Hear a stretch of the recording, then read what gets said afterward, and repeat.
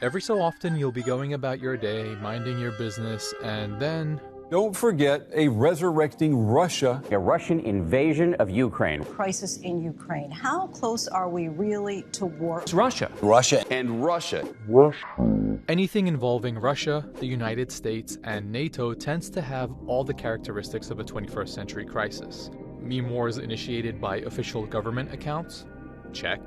Shallow mainstream media analysis. The only clarity we've had in this whole thing is that American citizens are on their own in a potential war zone. Check.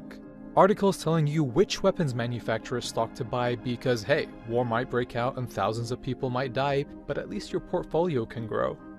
Yeah, we're not surprised either. Check. But why is there tension? What's the missing piece the mainstream news isn't covering very well? Are Western countries correct in saying that Vladimir Putin is a relentless aggressor trying to invade neighboring countries and dreaming of resurrecting the Soviet Union? Or is Russia justified in saying that the United States and its allies are hostile, breaking promises and deliberately encircling Russia? This is a story about war, loss, betrayal, and at the center of it all, the largest military alliance in the world.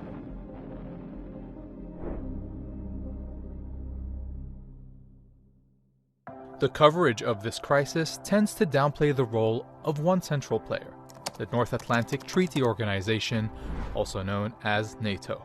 If the North Atlantic Treaty Organization had stuck with providing basic security against Russia or anyone else for its original membership of the West European countries, we would have no crisis today.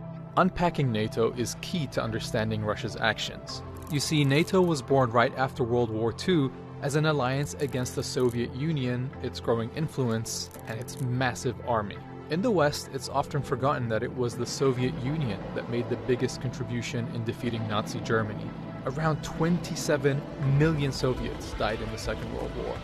This almost unimaginable death toll is crucial to understanding why the formation of NATO made Russians feel like the world betrayed them. We'll get to that in a bit, but first, a little more about NATO. The NATO treaty has a section, Article 5, that says that an attack on one member country should be seen as an attack on all, which is a useful deterrent if you're worried about being invaded by the Soviet Union. Now, the Soviet Union collapsed in 1991 without Article 5 ever being invoked by any of NATO's 16 member countries. But since the Soviet Union ended, this historically anti-Soviet alliance has doubled to 30 members.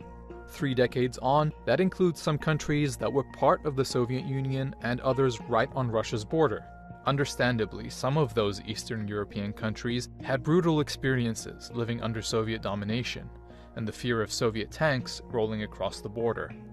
Joining NATO and keeping it alive was seen as a good buffer against repeating that history. So they mobilized ethnic lobbies, and in America in particular, to agitate, to press for the expansion of NATO to their countries. But the United States, as the biggest member and the primary weapons systems provider in the alliance, also has its reasons for growing NATO. During the Cold War, NATO existed to defend Western Europe against the Soviet Union. And of course, the Soviet Union never attacked Western Europe, so NATO never had to fight. Now, after the end of the Cold War, unfortunately, what you got was very much just as a desperate way of finding a new reason for NATO to exist when its actual reason to exist had vanished. You got this phrase, out of area or out of mission. And then NATO began to cast around for places to do things. This was also a way, of course, of pleasing the Americans in order to keep the Americans in Europe. Remember a little earlier we talked about Russia's sense of betrayal? Well, this is where it comes from. As early as 1990, US diplomats reportedly promised not 1 inch eastward of NATO expansion. But this promise was actually never written down. So the US says there was no formal agreement. Russia insists that there was a verbal agreement and that it believed the US. And it's not like NATO wasn't aware of what growing the alliance could mean. Boris Yeltsin, Russia's first post-Soviet president, warned even back then that any expansion would trigger, quote, the flames of war bursting across the whole of Europe. Well, we know what happened next. Well, NATO has expanded to take in former communist states of Eastern Europe and 3 former Soviet republics of Latvia, Estonia, and Lithuania. In 2007, the United States and a couple of other NATO countries pressed for NATO membership for Ukraine and Georgia as well. This belief that the Russians have, that they were tricked after the fall of the Soviet Union, is where that sense of betrayal comes from. Now, whether it's justified or not is a matter of opinion. But what does matter is that this is a big reason why relations between Russia and the West are the way they are, and why there's so much mistrust between them. So, Ukraine. As Anatol mentioned, the US and some other NATO countries wanted Ukraine to join in 2007.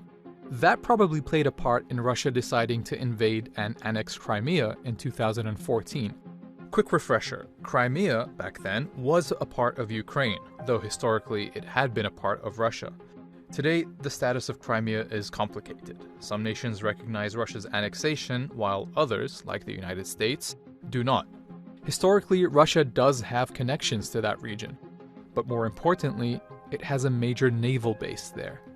Well, obviously, if Ukraine is in NATO and Crimea is part of Ukraine, NATO is not going to tolerate a Russian naval base on NATO territory. Sooner or later, NATO is going to say to Russia, get out.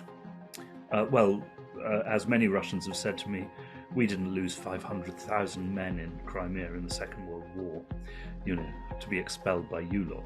Now, since the invasion of Crimea, the US has gotten further involved in Ukraine, providing about 90% of the country's military aid. And that's not lost on Russia's leadership.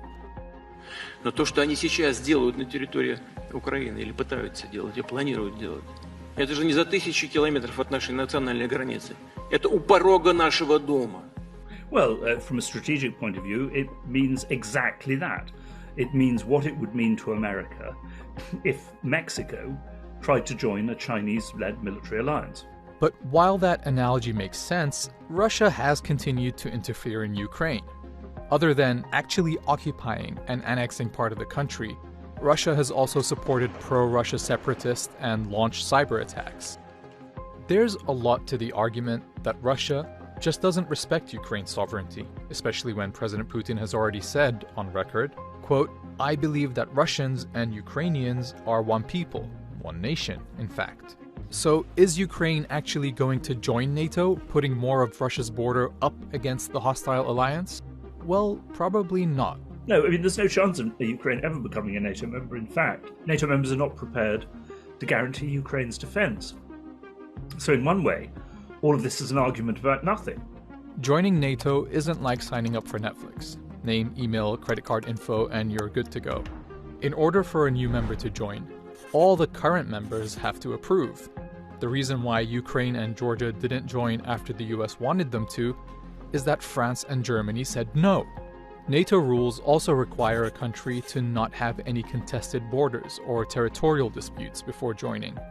Well, part of Ukraine has already been annexed by Russia, and Russian-backed separatists are fighting for control of other territories. So if all this is an argument about nothing, then why all the huffing and puffing from Putin? From Russia's point of view, having Ukraine as an American ally without being in NATO is just as bad as having Ukraine in NATO. As long as there's a tug of war over Ukraine and deep mistrust between Russia, the US, and NATO, there will always be a chance for war to break out.